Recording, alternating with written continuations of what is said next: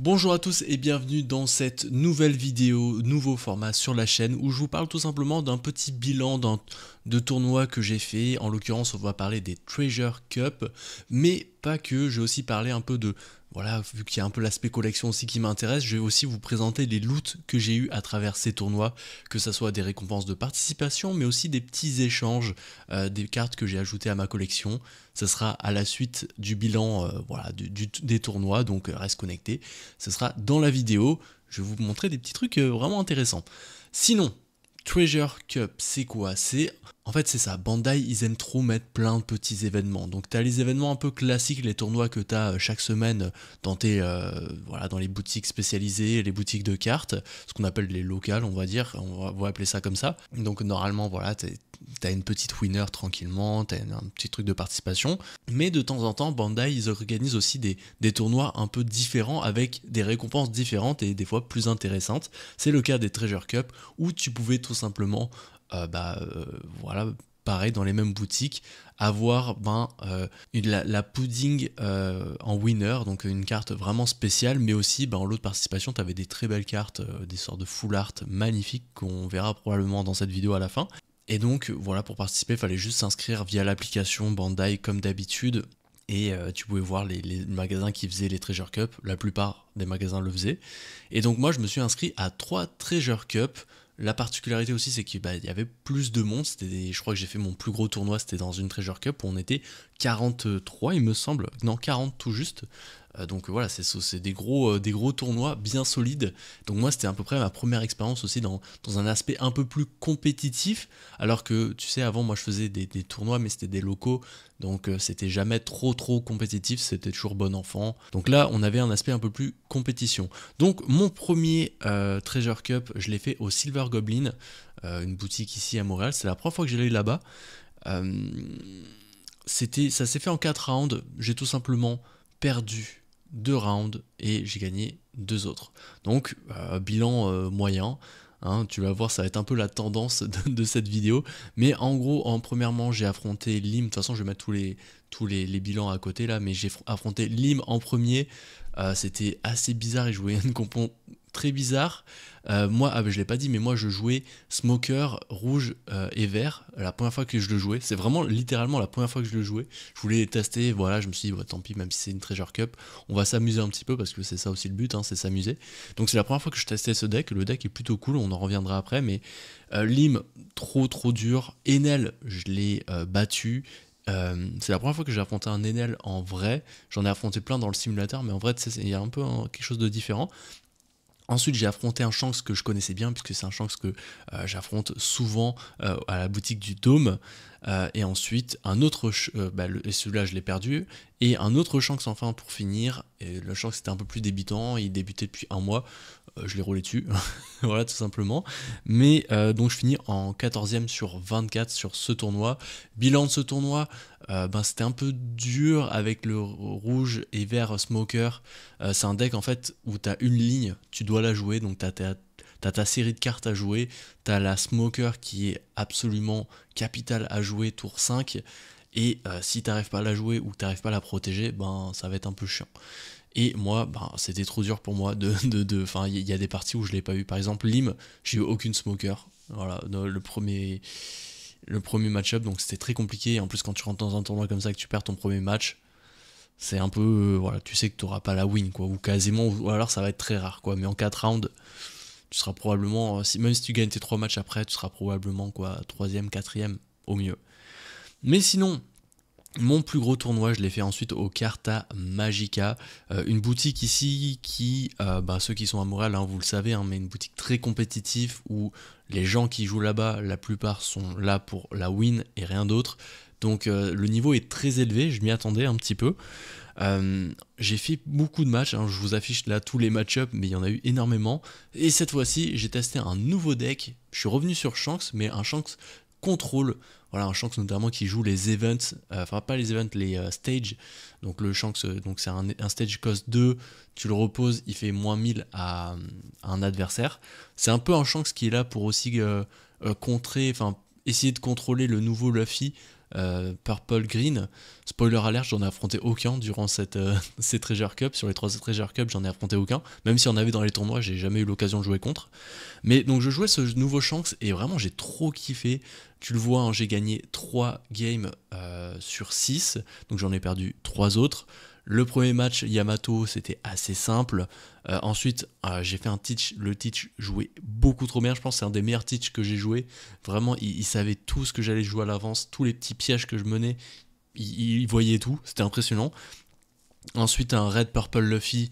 Bon, Red Purple Luffy, c'est probablement le pire match-up quand t'es Shanks, donc là, j'ai vraiment rien pu faire.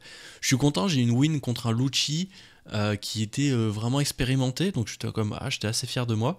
Et ensuite, j'ai perdu contre un Smoker rouge et vert, qui jouait aussi très très bien, et j'ai gagné à la fin contre un Purple Luffy.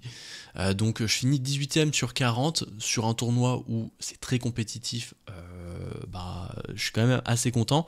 À noter que c'est très compétitif pour une raison aussi, c'est que les lots à gagner étaient hyper intéressants. Genre là, évidemment, t'avais la pudding quand t'étais winner, mais t'avais aussi une box de EB2. Donc la box de EB2 en ce moment à Montréal, c'est genre 250 $, tu vois, donc c'est beaucoup.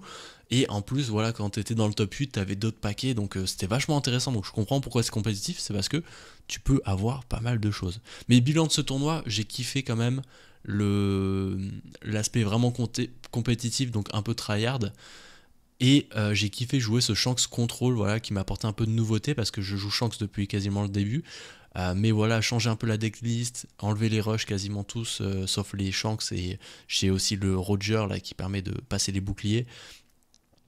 C'est cool, mais ouais, non, franchement, je suis content de cette liste. Je pense la continuer, je vais voir un peu ce que va donner la méta par la suite si ça reste fort. Parce que j'ai vraiment l'impression que Shanks, c'est plus dans le top, mais il y a quand même moyen de gratter des petites wins. Même si ça fait longtemps que j'en ai pas vu un top dans les tournois, surtout depuis EB. Donc à voir. Ensuite, dernier tournoi de cette Treasure Cup, je retourne au Silver Goblin. Et là, encore une fois, 2 victoires, 2 défaites. Voilà, que un bilan moyen pendant tout ce tournoi. Je suis un peu dégoûté parce que le premier match-up contre Yamato, donc la Yamato verte-jaune, j'aurais pu le gagner. Mais je sais pas, je pense que j'ai fait trop de misplay. Là, c'est vraiment où j'ai manqué de concentration. J'ai senti que j'ai trop mal joué. Et du coup, je l'ai payé avec le prix fort. Ensuite, je suis content, j'ai gagné contre un Vegapunk. Vegapunk en ce moment c'est super fort et le joueur a été expérimenté, donc je suis plutôt content d'avoir la win. Ensuite j'ai réaffronté le Shanks que j'ai affronté la première fois dans le Silver Goblin, donc un poteau du Dôme. Léo, si tu passes par là, salut à toi. Et donc là, moi j'avais plutôt le Shanks Control, alors que lui on va dire que c'est plutôt un hybride avec les rushs, les Luffy, tout ça. Le Shanks Control, j'ai l'impression qu'il a un peu plus de capacité à gérer le Shanks qu'il avait, donc ça s'est plutôt bien passé pour moi. J'avais des lignes assez claires, assez nettes, et genre le match s'est plutôt bien passé.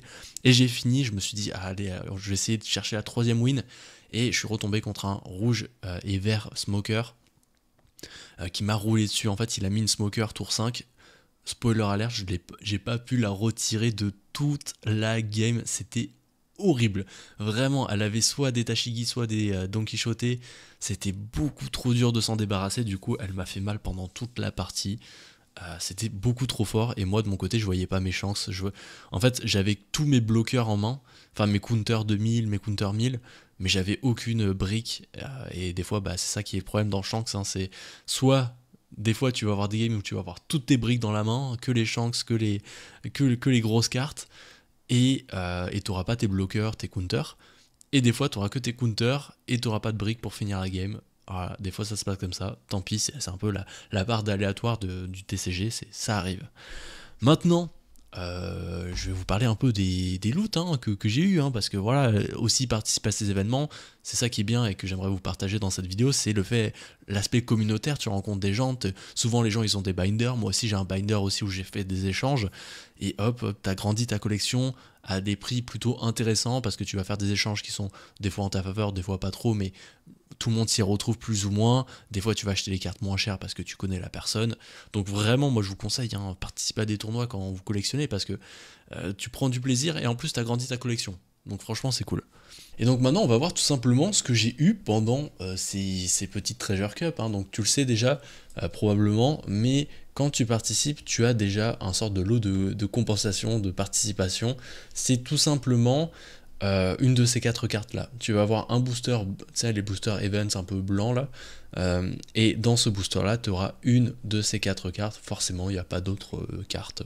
D'ailleurs ça pourrait être cool que dans ces cartes ils mettent des cartes ultra rares, mais bon ça c'est petite parenthèse, ça serait vraiment stylé.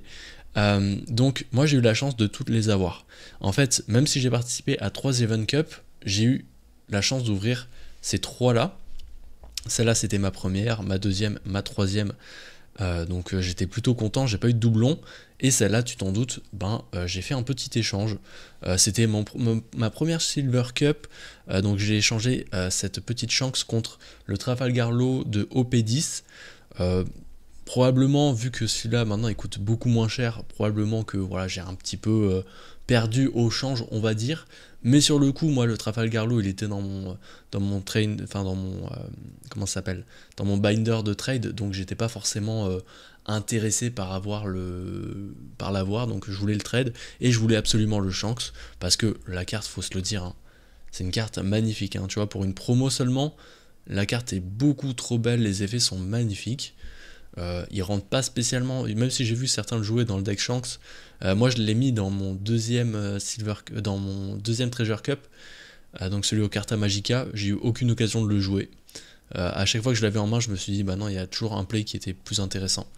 Donc voilà. Mais à part ça, franchement, t'as vu, c'est un quatuor quand même magnifique. Je suis content de l'avoir complété.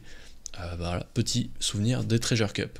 Sinon, au Carta Magica, j'ai get ces 2 petites donnes. Alors là, c'est pas forcément un échange que j'avais besoin de faire, mais il y avait un petit partenaire qui voulait le comment il s'appelle, le Vegapunk jaune de EB2, qui rentre dans le deck Vegapunk évidemment. Je l'avais et j'ai regardé dans son binder, il n'y avait pas vraiment de choses qui m'intéressaient. Et au final, j'ai vu ces 2 petites donnes. J'avais déjà la Luffy, enfin la donne Gears 5 comme ça, mais j'avais pas la Roger. Tu le sais peut-être, mais c'est des donnes qui viennent des mini teens là, de OP10 qu'il y a eu. Donc voilà, moi j'ai complété le set et en plus de ça j'en ai une en plus. Je trouve les donnes de Luffy Gears 5 magnifiques. Si je pouvais avoir un set complet de donnes comme ça, probablement qu'un jour je le ferais, mais présentement c'est à peu près allez, 8$ le don comme ça. Donc ça vaut pas trop le coup, hein. Autant acheter les mini teens parce qu'au moins t'as 2 boosters avec. Et celle de Roger, je la trouve un peu terne, pas trop facile à distinguer, mais beaucoup moins chère. Donc voilà, je trouve que le trade était assez fair et en plus j'ai fait 1 euro. Donc ça c'est plutôt cool. Attends, tiens, je vais mettre les loots ici comme ça, on va y voir un peu plus clair. Mais pour l'instant, ouais, non, déjà très content des Treasure Cup. J'ai fait un petit deal aussi. J'ai échangé un Einel de EB2 encore une fois que j'allais pas jouer. Moi de toute façon, je pense pas jouer jaune. Donc à partir de ce moment-là, j'ai tout simplement mis toutes mes jaunes rares et SR dans un binder et quand je peux je fais des échanges. Et là c'est ce que j'ai fait pour une carte de EB2 en alternative, la Jewelry Bonnie, que j'ai échangé contre un Enel et un peu de cash, je m'en souviens plus, je crois que ça devait être peut-être des dizaines de dollars. Parce que la Bonnie, à l'époque où je l'ai prise, elle coûtait pas trop cher. Là j'ai l'impression qu'elle monte un petit peu. Mais moi je la trouvais vraiment pas très chère, hein, équivalent 23$ je pense, hein, ici. Et alors que la carte est tout simplement magnifique, donc une nouvelle alternate dans la collection, tout comme ce Arlong que j'ai changé contre plein de petites cartes Pokémon, parce que au Carta Magica, il y avait quelqu'un qui a vu que dans mon binder j'avais plein de cartes Pokémon, parce que oui, spoiler alert, je fais aussi un peu de Pokémon, mais dans ce binder, j'avais plein de cartes que je prévoyais jamais d'utiliser et que je voulais juste échanger ou vendre, et c'était vraiment des cartes qui étaient reliées au jeu. Donc moi j'étais content de m'en débarrasser et de faire 1 euro qui allait les inclure dans son jeu, dans ses decks, et en échange j'ai pu avoir cette Arlong de EB2 que je trouve magnifique, vraiment, hein, si tu l'as vu, hein, dans la vidéo de présentation des cartes de EB2, c'était une carte qui m'avait tapé à l'œil. Je kiffe beaucoup trop l'aspect de cette carte, je kiffe cette carte, donc je suis très très content aussi de l'ajouter à ma collection. c'est pas fini, celles-là je les ai pas trade, je les ai achetées. C'est contre le Vegapunk que j'ai joué au Silver Goblin au 3ème Treasure Cup, au 2ème round. À la fin, bon, bah, il a vu que je jouais Shanks, évidemment, et on parlait, et hop, ah, t'as un binder, oui, ah tiens, d'ailleurs, j'ai les Hongo Winner, est-ce que tu les veux? Oui, je les veux. Elles sont évaluées à peu près 20 $, j'ai réussi à avoir les deux pour 15 $ canadiens. Encore une fois, si vous, en France, les prix sont moins chers, tant mieux pour vous, mais ici, les prix sont un peu plus élevés pour plein de raisons, dont le fait qu'il y a beaucoup de demandes. Mais je suis content. Là, tu vas me dire, oui, mais tu les as pas gagnés, c'est pas du jeu. Je me suis fait une petite règle, je me suis dit, dans mon deck, je dois jouer le nombre de winners exact que j'ai gagné de locaux. Tu vois, donc j'ai gagné 2 locales, donc j'ai gagné 2 winners. Par chance, j'ai pas, enfin, par malchance, j'ai pas eu les Hongo, donc j'ai pas pu les ajouter à mon deck, mais légitimement, j'ai le droit de mettre dans mon deck 2 winners. C'est un peu comme ça que je fonctionne. Donc là, si admettons j'avais une 3ème, une 4ème winner, je les jouerais pas. Je joue que si le nombre de winners que j'ai win, pour une seule carte. C'est un peu la règle que je me suis fixée. Et aussi bah, pour la collection, je suis très content de les avoir. C'était des pimps pas trop chers. Voilà, ça m'a coûté 30 $ pour les deux. Voilà, ça va. Et final boss de cette vidéo, j'ai eu la petite pudding. Alors, spoiler alerte, non, je ne les ai pas gagnés, hein, tu l'as vu. Mais je me suis tout simplement procuré cette pudding auprès de Raïm. Si tu regardes cette vidéo, salut à toi. On a fait tout simplement un petit trade parce que lui il cherchait à jouer la Luffy Purple Green et j'avais notamment la Sanji Pudding en SR que j'ai loot dans cette vidéo. Et je me suis dit que bah, finalement moi je vais pas faire ce deck là.